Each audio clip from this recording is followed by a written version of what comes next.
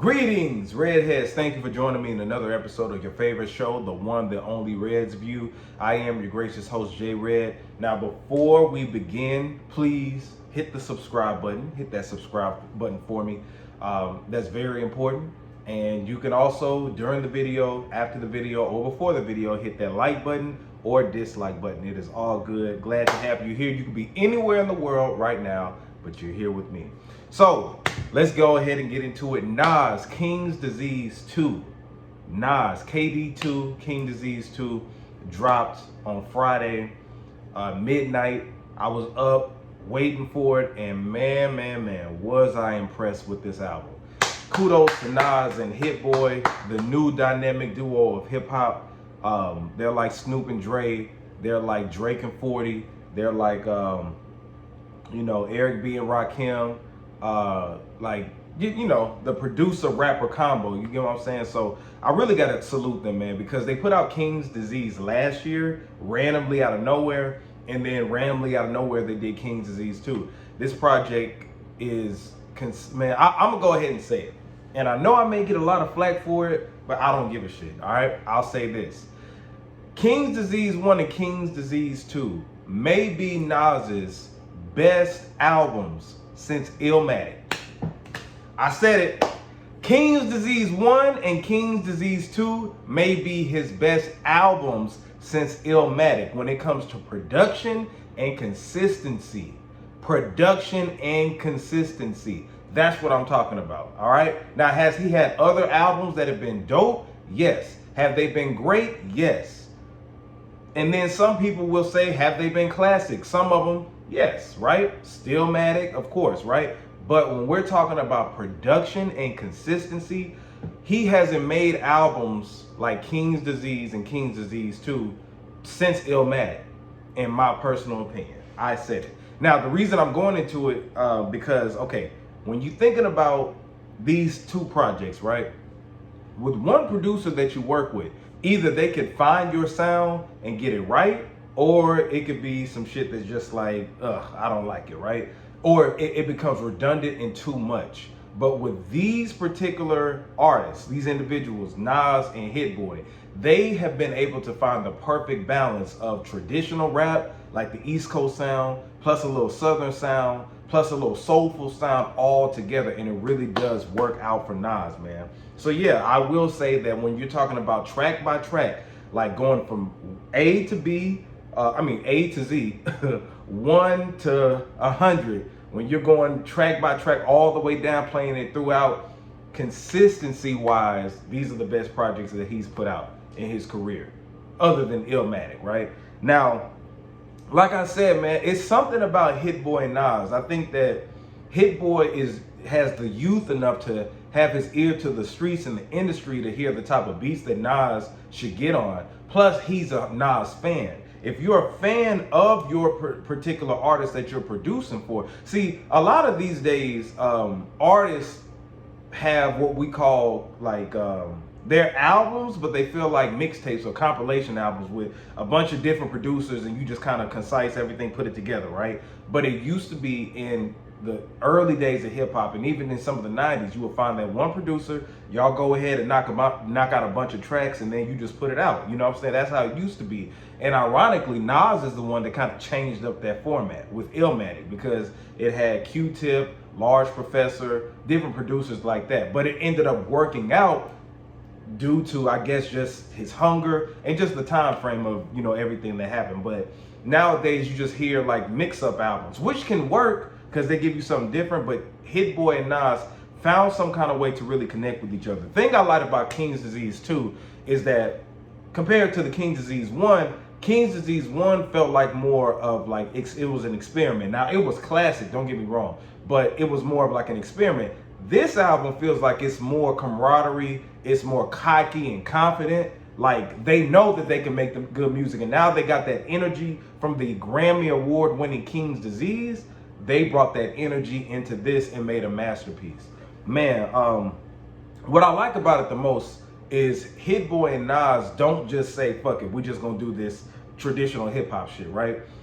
They incorporate the new generation, the old generation, and the OG hip hop heads, right?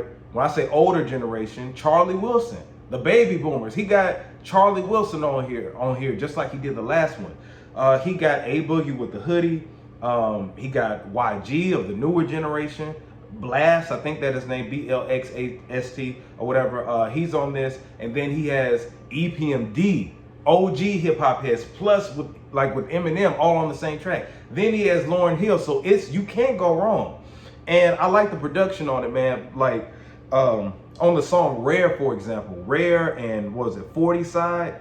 Those 40 Side really sounds like the Migos could get on there, but Nas adapted to the sound of what today is and killed it.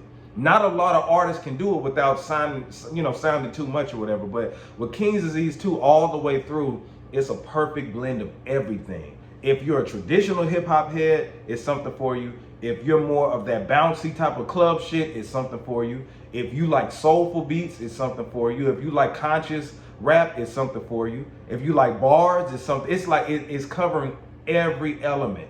Anybody who's a Migos fan could listen to this album and be like, they like a song from it. Anybody who's that traditional hip hop fan, grew up in the 90s, listen to all that, it's something for you. It's something for everybody on it. And somehow they were able to just put it all together into a pot of gumbo and give you a great body of work. Like I said, track by track, everything. It's hard to say which one would be your favorite because all of them kind of go into each other. You know what I'm saying? But I have my personal favorites. But like I said, man, with the new generation of rappers, he got them on there. I forgot the song that he has with YG and Blast. I think it's YKNTV. I want to say something like that. That's dope, man. But it's also on this project, you can hear Nas shouting out Hit Boy. Like, Hit Boy, we got one. Yeah, Hit Boy, you a fool for this one. That proves that they're in the studio vibing off of each other's energy. And that's something that you can learn from with the newer generation. Like the newer generation can learn this from the OGs, right? Get you a producer that you vibe with, bang out some tracks, you know what I'm saying? And you can really put this out as a project, because if it's one producer that knows your sound, knows how to like engineer your stuff too, that's important.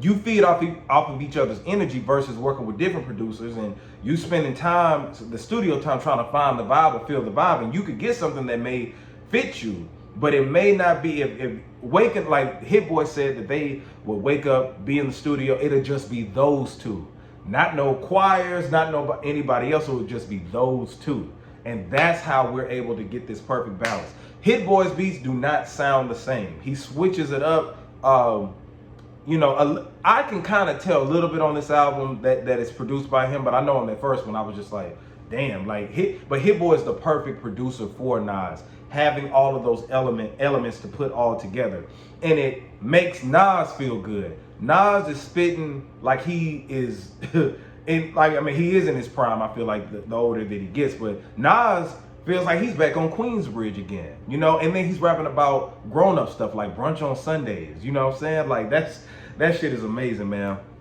But I'll say this, Lauryn Hill, shout out to Lauryn Hill, man. Shout out to Lauryn Hill. Lauryn Hill, he got her spitting bars. When I saw the Lauryn Hill feature, now the two of them previously worked together on a classic song, If I Rule the World. So I was thinking it was gonna be something like this, but man, Lauryn Hill is spitting.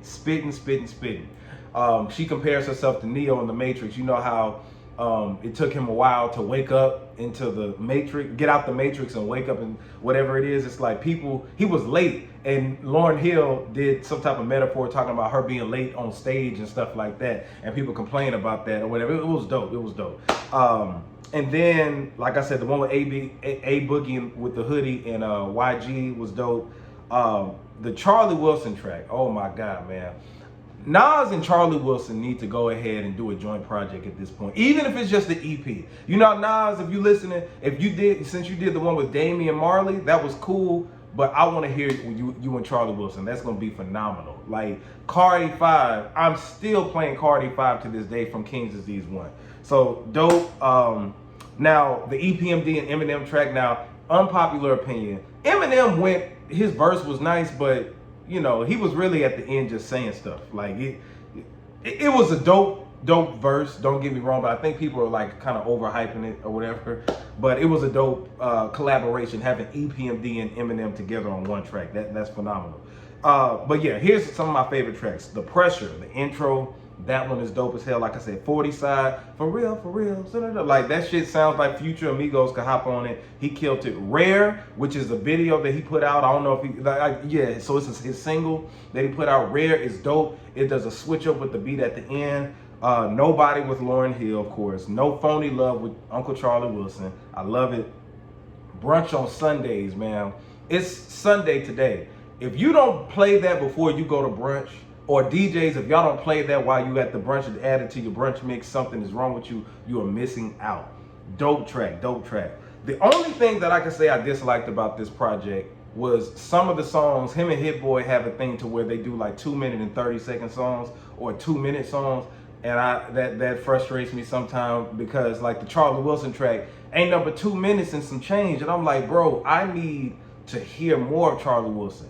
You know what I'm saying? Like, I need to hear more. The Lauryn Hill track wasn't that short, but like on Cardi 5 from the last album, like what number, you just get into it, they only play the hook one time. So I really wish that they would extend some of the songs on there. That's it. The only thing I dislike about the project. Is it better than King's Disease 1? I can't really judge that right now. I have to let this sit and marinate with me because I'm still off the buzz. I'm still buzzed from King Disease 1. The one from last year. Man, Nas, Hit Boy, y'all gotta keep doing projects like this. Like I said, these have been the best projects that Nas has put out.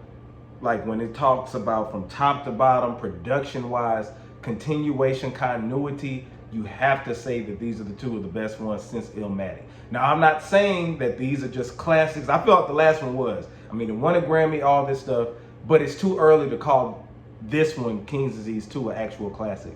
So, man, let me know, do y'all like this better than King's Disease 1? I haven't really seen any complaints about this project. I think that Nas and Hit Boy have something strong going. Now, the only thing that I would be wondering is if they're going to continue working with each other, will the same energy be there? Because sometimes you can wear yourself out, you know. So we done got 2 projects all the way exclusively produced by Hit Boy. I don't know if it'll be a King's Disease 3. What should Nas do after this particular situation with these albums? Because he's on a winning streak. These, I feel like King's Disease 2 will be a classic. Like I said, King's Disease 1, in my opinion, is a classic. But let me know what y'all think.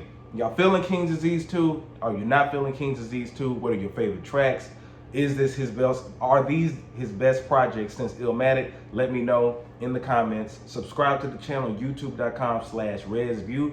Follow me on TikTok and Instagram at JAYR3D. This is J Red RedsView signing.